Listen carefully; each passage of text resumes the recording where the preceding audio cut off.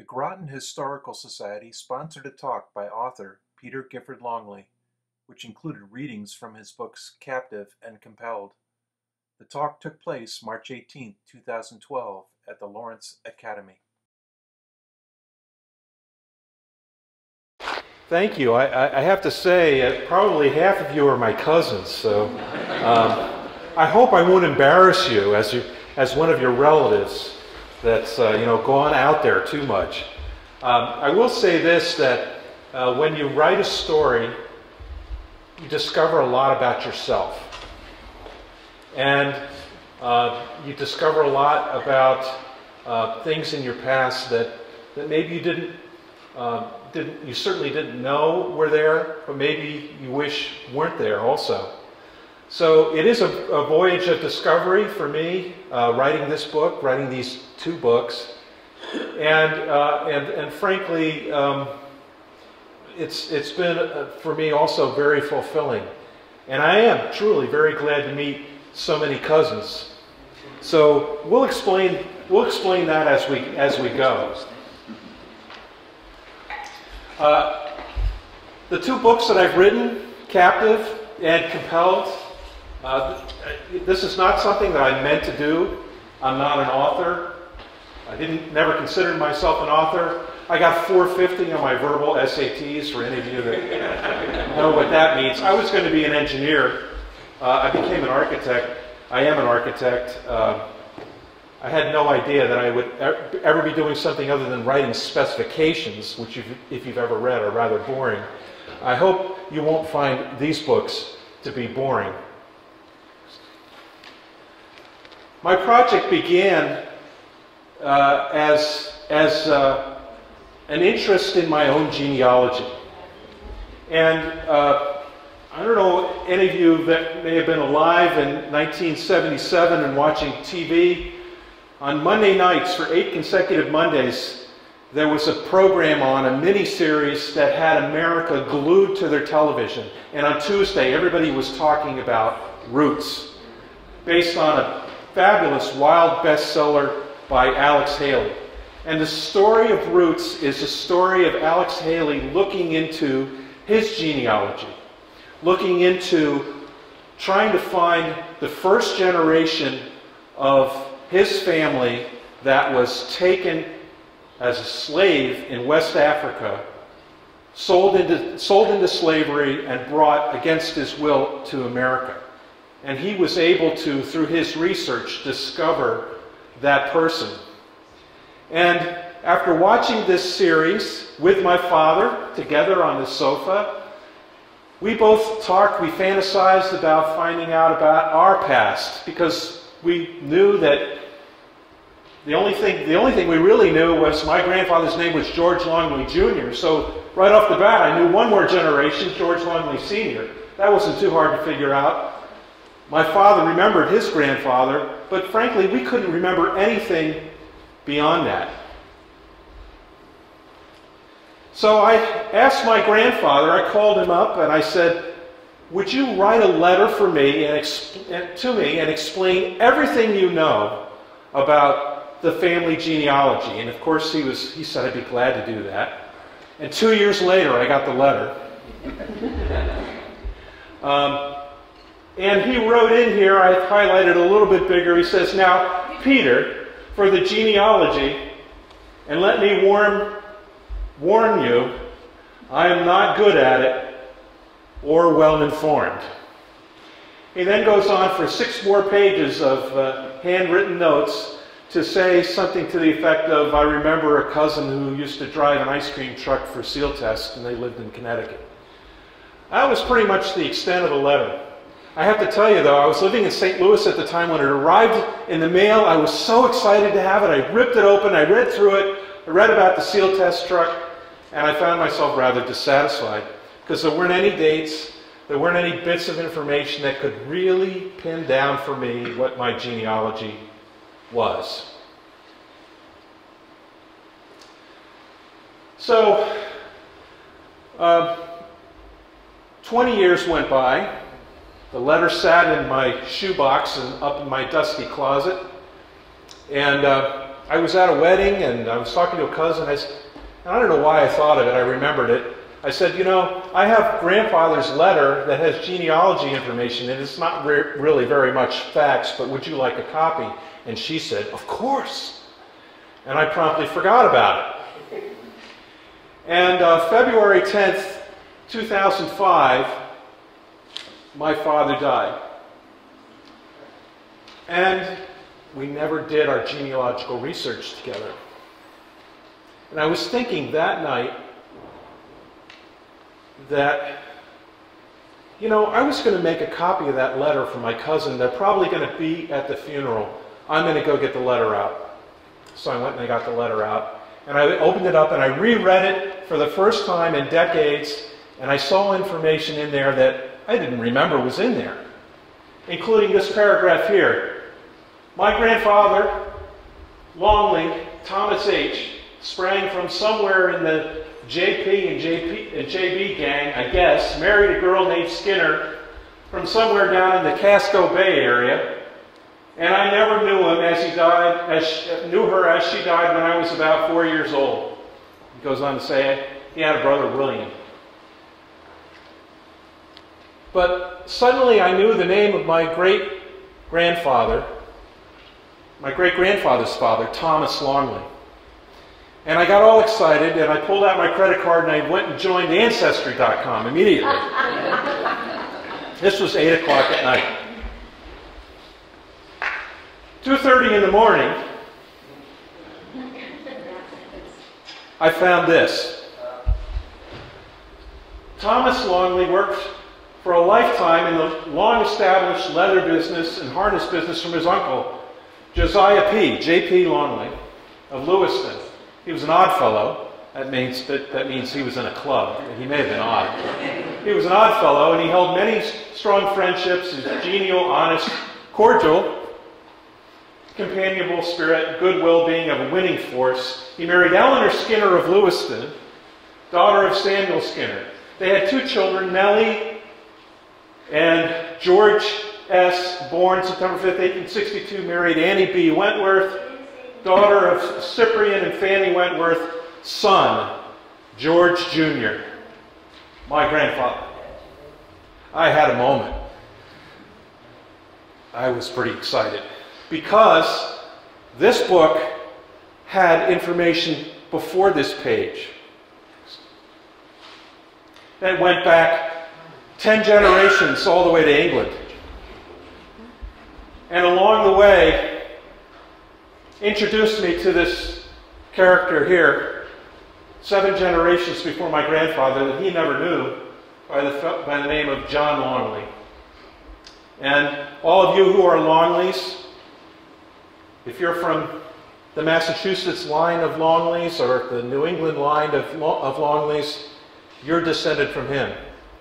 Because there are no other Longleys that descend from the original William Longley that came to America, the son of John Longley, who was a priest in the Church of England, and my anchor to the continent of England. Now, some of you have seen Longley Rock over on Longley Road. I have the inscription memorized, but it's also in the front of both of my books. This was a rather shocking story for me to discover about John Longley. It says on the rock, near this spot dwelt William and Deliverance Longley with their 8 children. On the 27th of July, 1694, the Indians killed the father and mother and 5 of the children and carried into captivity the other 3. Groton Historical Society, 1946. Shocking story for me to find out that my 8 great-grandparents had been killed by Indians, and that John, the thinnest thread of Longley, was taken captive, taken away, lived with them for 4 years, and I'm descended from him. By the way, just go back in that one hit the up button. Or the letter P. Back, right back. One more. That little mound in the back here, where it says near this spot, that little mound in the back, according to Virginia May, and you can find her book in the Groton Historic Society available for sale. According to Virginia May, that's the spot where the house stood, where the massacre took place. This is a shot of the gravestones of John Longley and his wife, Deborah. I'm descended from her. She was the second marriage. John's first wife died, probably in childbirth. She had been Sarah Prescott. And the Groton burial ground is just a few miles from here. You can go today and see these headstones. It's really a beautiful spot in the shade of some pine trees that weren't there when John was buried. It was really quite a moment for me to discover these, because I was reunited with my past. Just to have the privilege to be able to pray and to thank God that He had watched over John and protected him and brought him back, without which I wouldn't be here.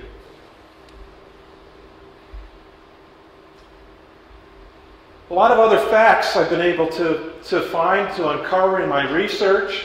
This was long before I thought I would write these books.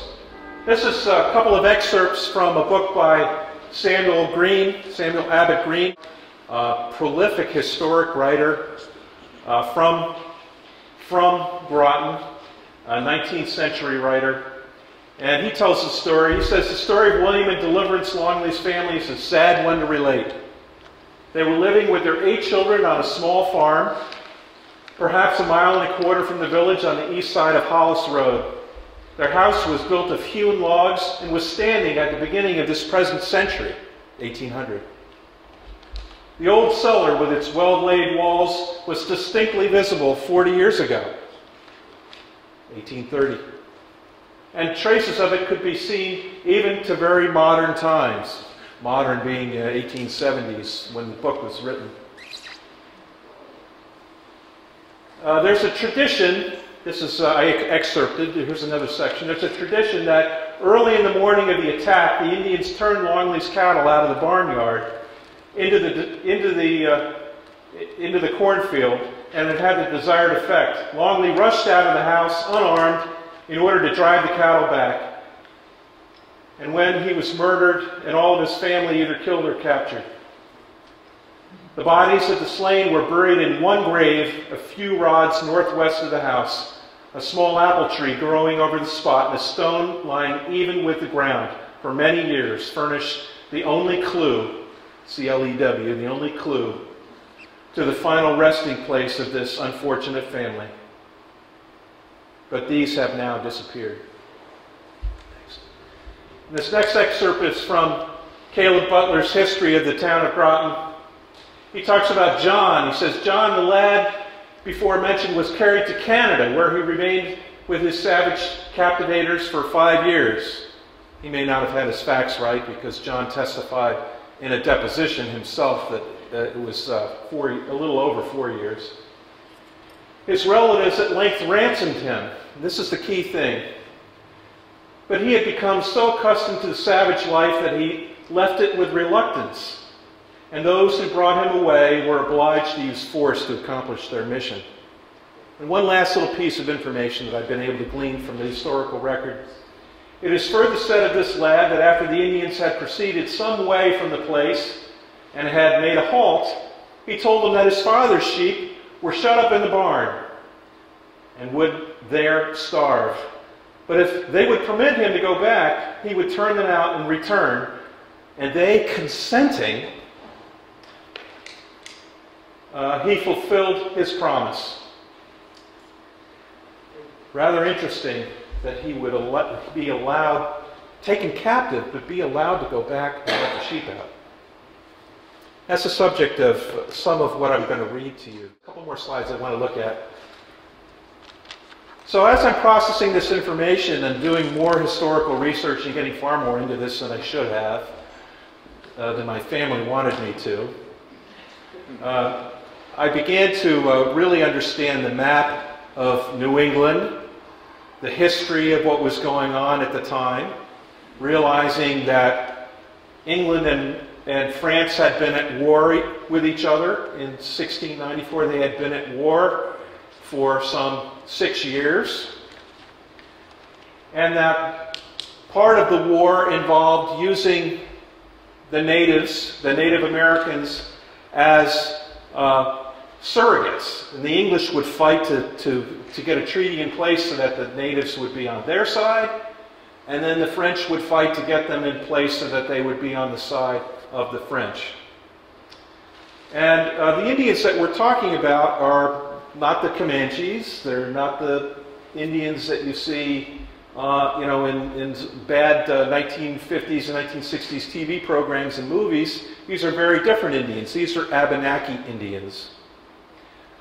And some of the tribes that I've located on here, you'll see listed are the Kawasuk, the Pennacook, the Kennebec, the Penobscot, and the Maliseet.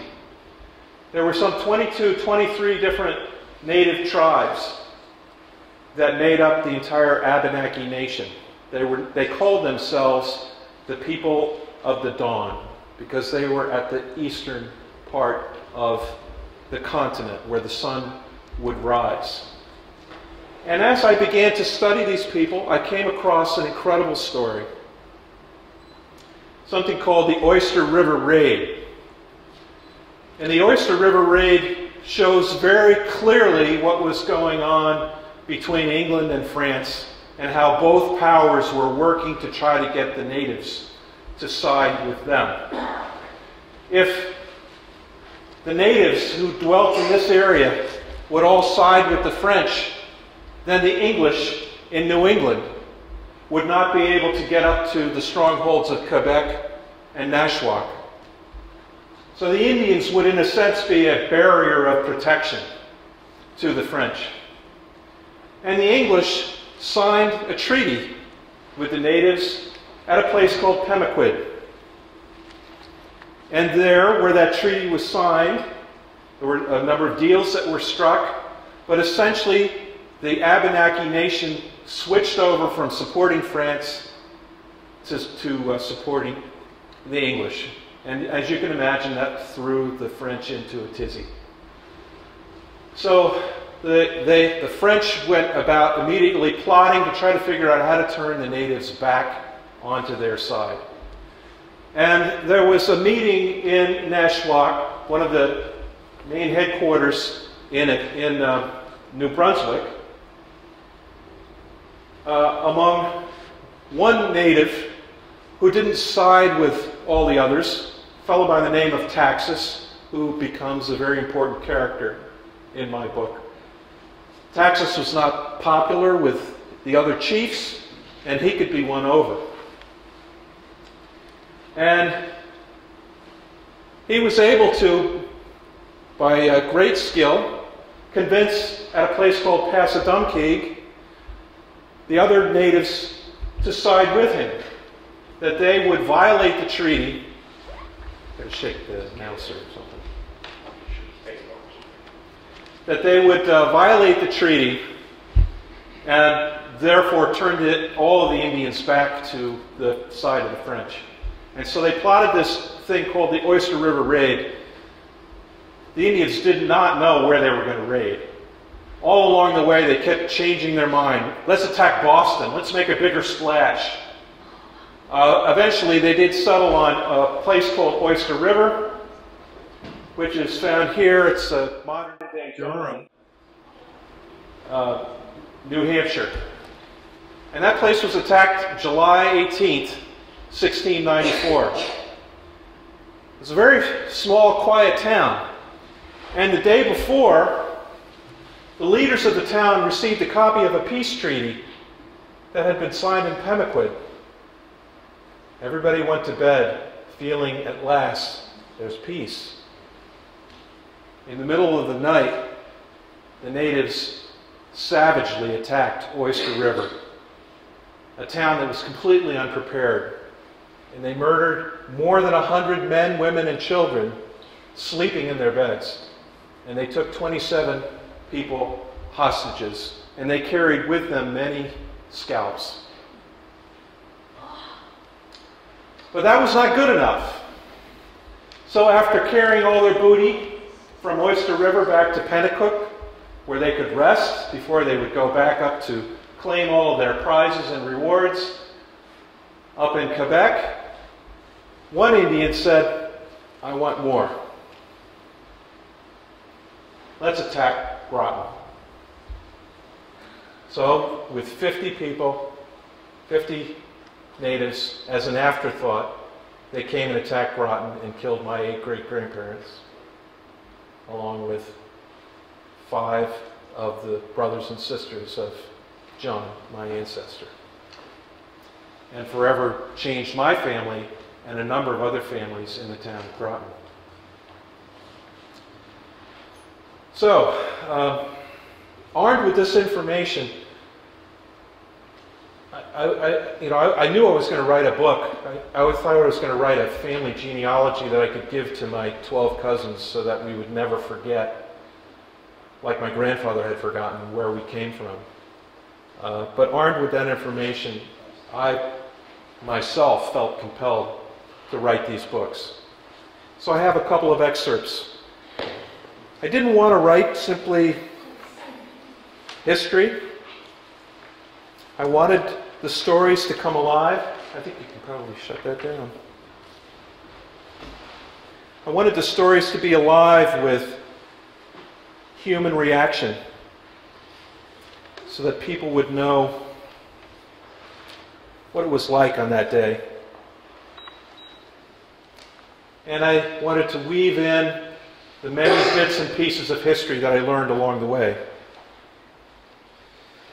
You know, the idea that John would be allowed to go back and let out the sheep, I thought about that for a moment, and I thought, why would they let him do that? Except if he doesn't come back, maybe they're going to kill his sister.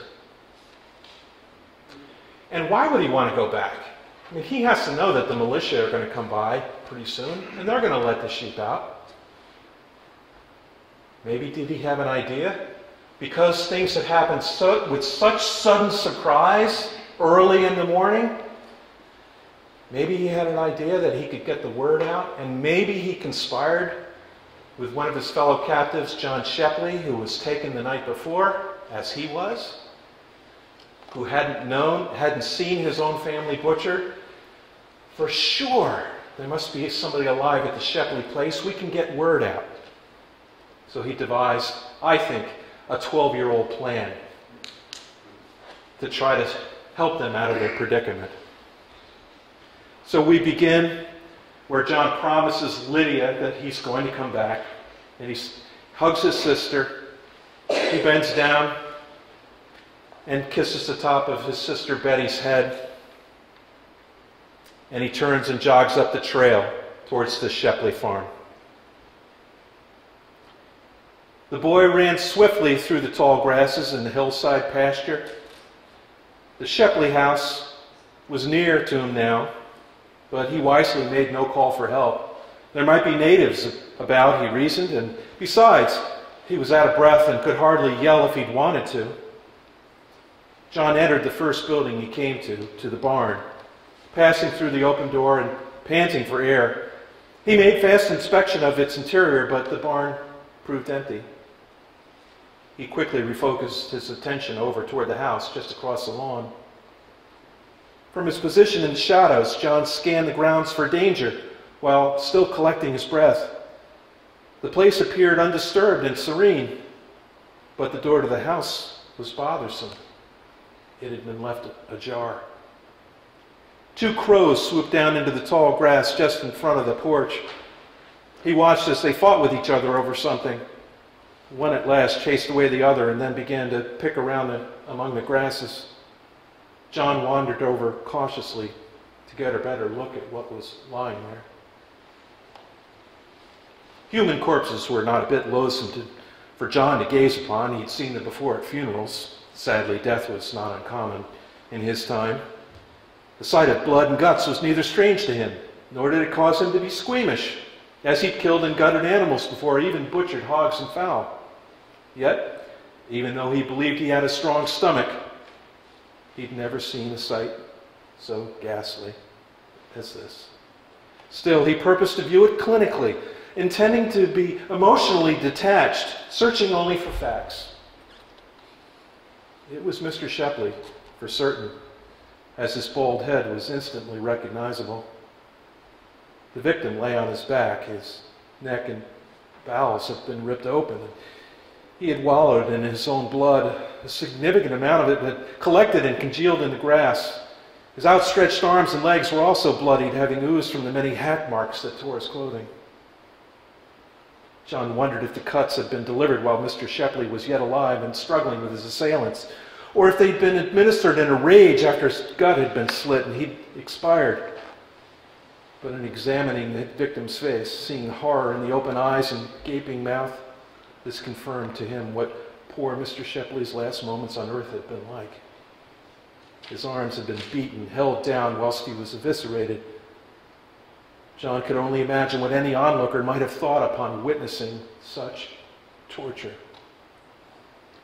The crow hadn't been frightened by his approach, having stayed there brazenly and voraciously picking at the feast of blood and flesh.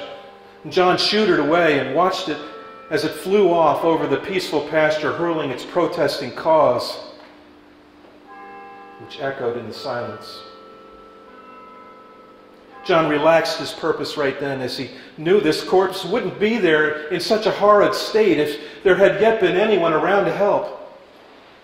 Nonetheless, he was committed to the task. He decided he'd better look through the house next. He backed away from the body, turned, and climbed up onto the porch. Without entering, he gaped squeamishly in through the open door. The main room was a wreck, with furniture tossed about and overturned and goods strewn across the floor. But thankfully, no bodies were in sight. He was instantly relieved. He entered quietly into the shadows of the main room, and stepping gingerly over the chaos, he approached the bedroom door. With trepidation, he pushed it open and reluctantly peered within. The bed was a pile of death.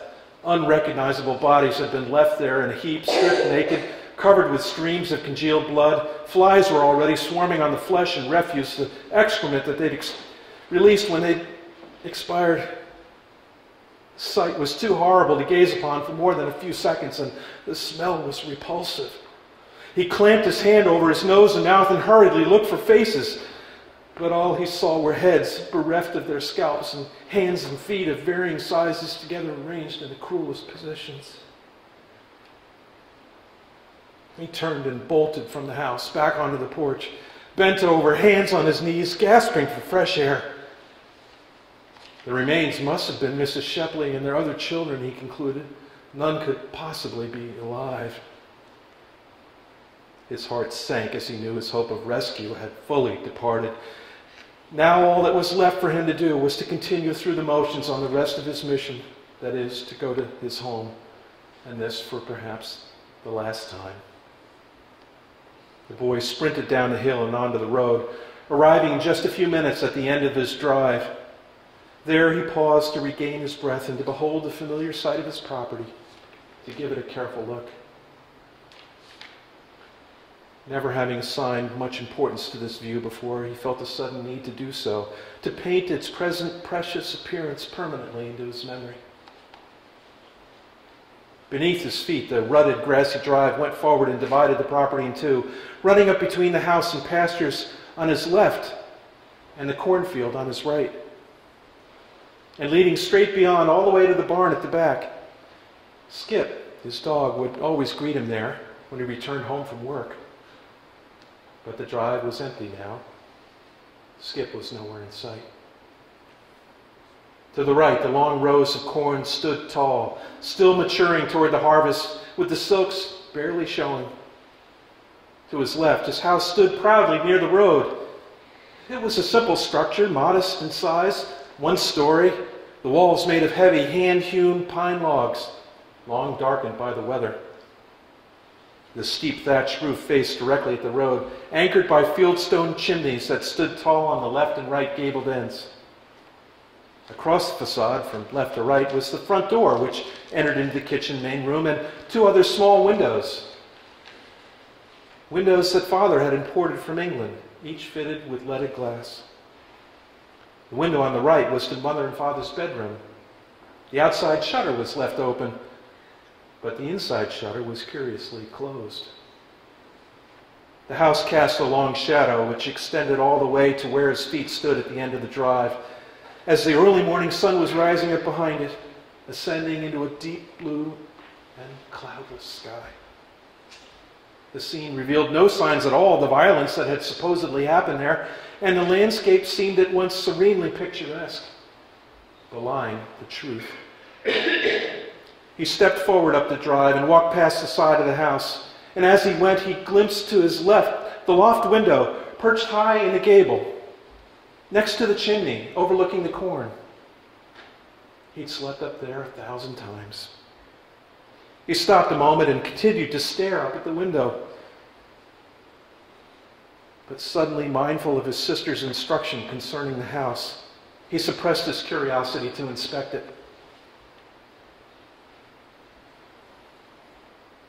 He felt a sudden cramping in his gut over what he would find inside. He purposely turned and redirected his eyes forward toward his promised goal, no longer looking to the left, as he resumed his march and passed by the rear porch.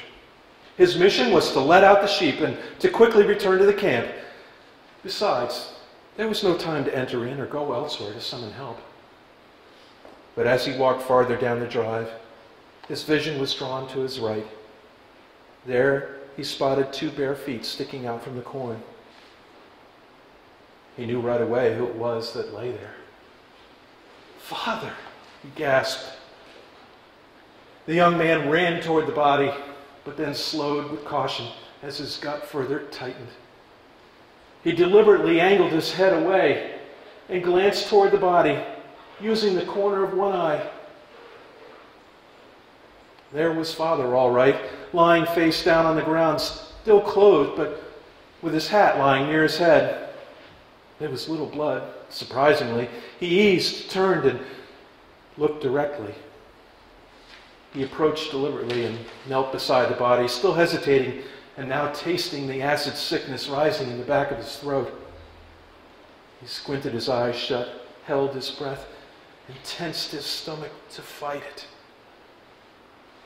When he finally opened his eyes again, he saw no gore. Rather, the face of a man at peace, as if sleeping. At once relieved, he let out a sigh, and the color returned to his face. John's curiosity immediately took over. He wondered how Father had died and looked more closely for details. The injury that had taken Father's life wasn't immediately visible, being on the side of his head that rested on the ground. The blood was there. He was glad he'd not had a better view of the wound. Father's countenance strangely showed no pain. He must have been killed instantly by a single mighty blow. He looked at the hat lying beside his head, right where it fell, knocked off by the stroke. He reached forward, retrieved it, and straightened to his knees, yet fixated by Father's peacefulness. His silvered, sandy brown hair was still there. Thankfully, John thought to himself, lying softly on his shoulders, apparently spared by urgency. How handsome Father was. He'd just turned 42. He leaned forward, lifted his hand, hesitated, then touched Father's cheek. The unexpected coolness was immediately disturbing. He quickly pulled his hand away. At last, overcome by the sight, he bent and hugged the body, resting his full weight on it as he anguished. He imagined a conversation, the advice that he would seek in this desperate situation. But the persistence of silence only left him unfulfilled. Quietly, the boy clung to the frame, leaning his face against the shoulder and squeezing the arms that would not respond to his presence, as if refusing to enfold him. After a few minutes, he pushed himself back to his feet, dissatisfied. The shock from touching Father's lifeless body ruled his limbs, causing him to shake and feel woozy. And after a moment in a stupor, he realized he was still grasping the empty hat in his hand. He lifted and studied the black felted item, holding onto the wide brim. It was a fine accessory, well suited to Father's good taste, he thought. Coming to his senses now, he wished he could give the man he loved a decent burial. But there was no time. Instead, he bent to lay the hat down as a proper covering for Father's face. But in clutching the precious garment, he hesitated to leave go of it. The smooth, silky lining had for him a sense of Father within it. He couldn't possibly leave it there. Standing erect, he turned the hat over and stared into the lining. He thought a moment and then lifted it up and dropped it onto the top of his own head. But it fell right down to his forehead, being stopped there by his ears as they stuck out. The hat was still too large. Finally, clearing his thoughts, he remembered his mission. But before he stepped away, he spoke his goodbye. Father, I must go now, and I shall see you no more here upon this earth. I do not know what shall happen to me, but I want you to know I shall never forget you.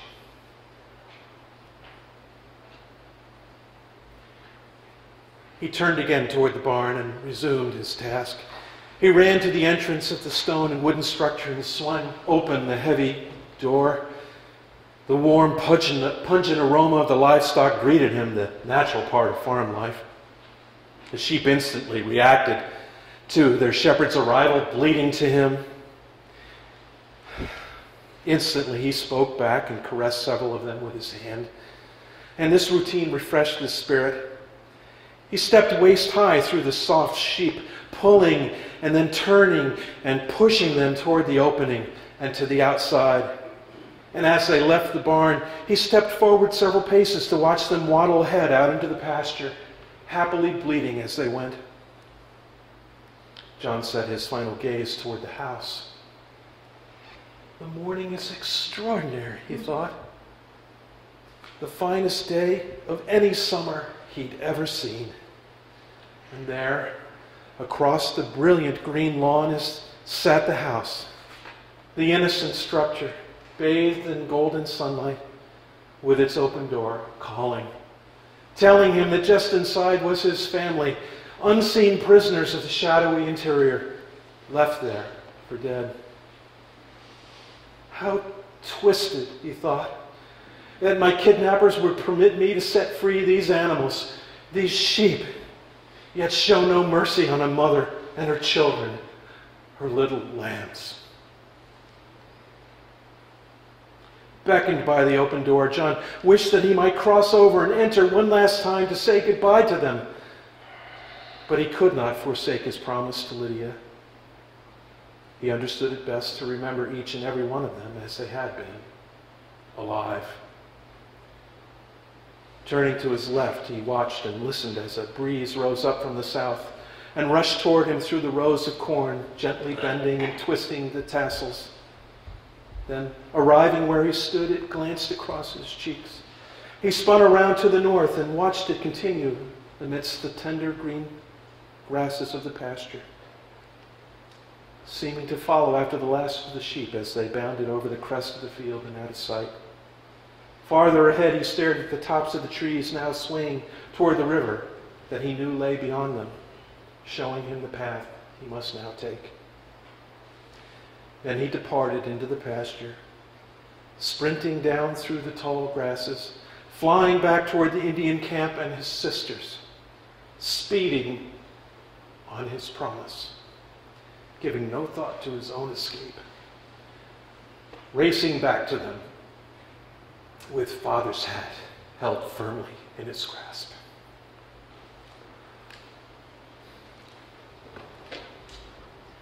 I have one more section that I want to share with you.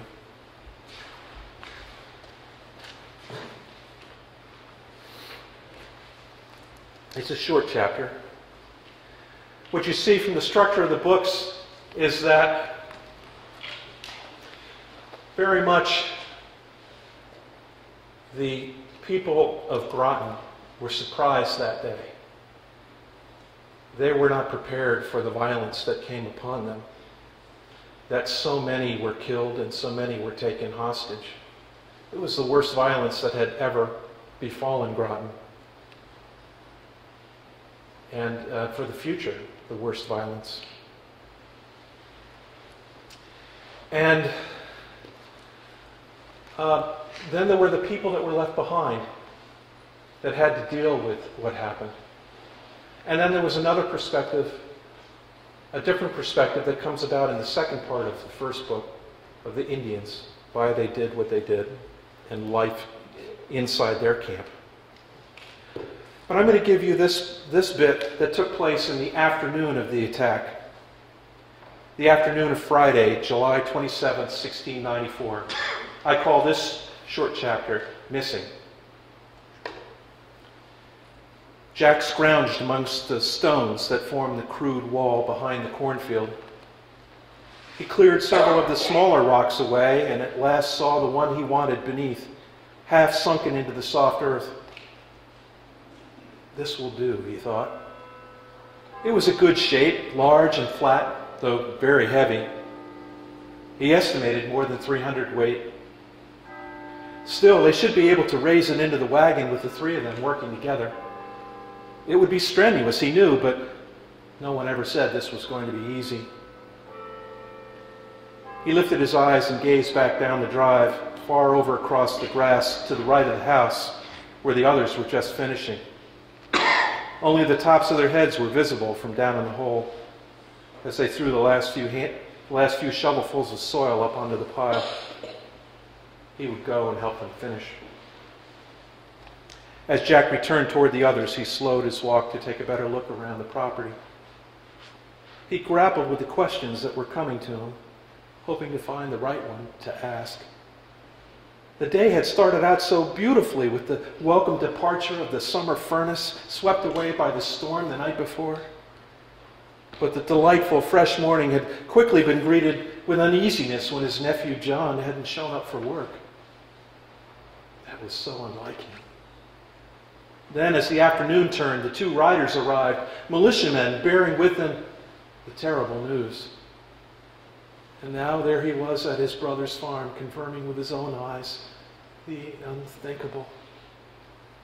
Burdened by the pain of loss, he beheld the golden sun yet shedding its life to the lush green meadow, and now descending toward the perfect, cloudless, brilliant horizon.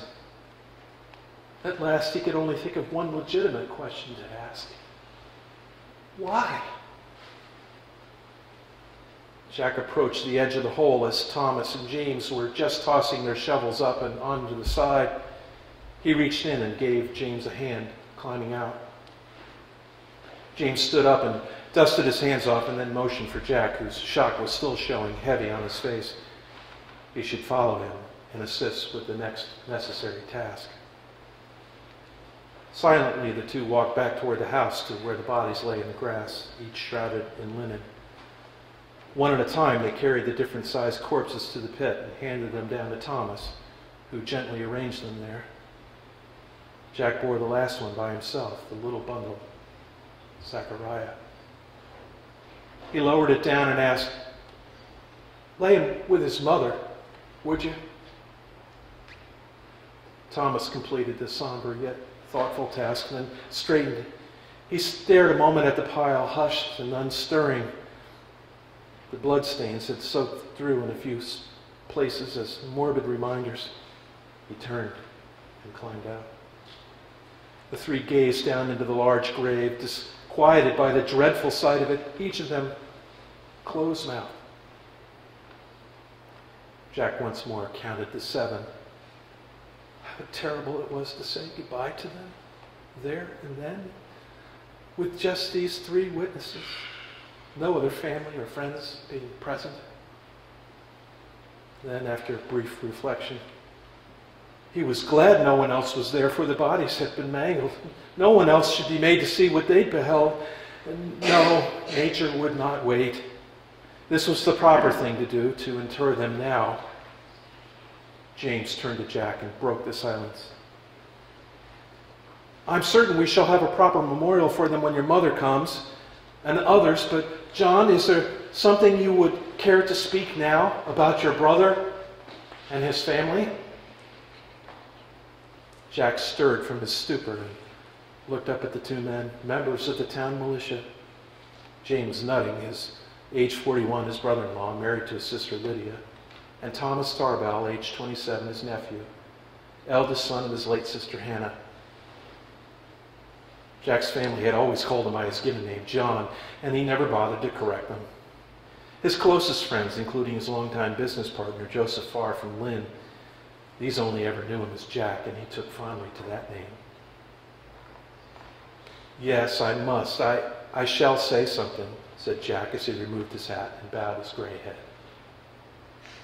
Grasping for the words, Jack's mind drifted to his memories of his little brother, William, Jr. The others doffed their hats as Jack stared downward and began to speak in a soft, strained voice. William was a kind man and someone always willing, looking for the opportunity to serve others. He cared for people and gave. Gave when he didn't have to. I experienced it myself. His voice faltered. He reached out to me when, as the oldest, I should have been the one reaching out to him. He loved his family, served his town, and being in the militia helped to defend it with his own life. And Jack briefly remembered the others. Deliverance, so lovely. And then able only to utter their names, the children, William III, Jemima, Joseph, Nathaniel, and Zachariah. I will miss these dear ones all very much. Jack clenched his jaw tightly. His fingers abused the rim of his hat, turning it over and over as he stared unseeing into the pit, unable to form the words. James and Thomas stood attentive and patiently absorbed the sobering moment. The only sound they heard was that of the warm breeze sweeping through the tall grass that surrounded them. At last, Jack cleared his throat and, summoning his strength, he raised his hands and gazed up into the perfect sky. And now, Almighty Lord, ye maker and guardian of all things, we bury these bodies here in the earth, but commit to ye their spirits. Amen. Amen, the others responded. The three quietly put their hats back on their heads and set about to complete the task. They covered the bodies with the earth and set the large flat stone on top of the grave mound, laying it flat to the surface. They stood back and studied the spot, situated just a few rods northwest of William and Deliverance's empty house. It was a lovely sight, in the shade of an apple tree, with its wide branches overburdened with unripened fruit. Thomas turned to Jack. We've done everything we can do here today. The sun is setting, and we should be leaving for safety's sake. There is more to be done to put the house in order, and we can commence with such tomorrow. Yes, Jack responded painfully. Tomorrow. In agreement, the three men together retrieved their horses from the corral and set off in different directions for the evening. But Jack's spirit was deeply troubled as he rode toward the safety and comfort of his own house. His heart was suddenly seized by the question, and what about the missing?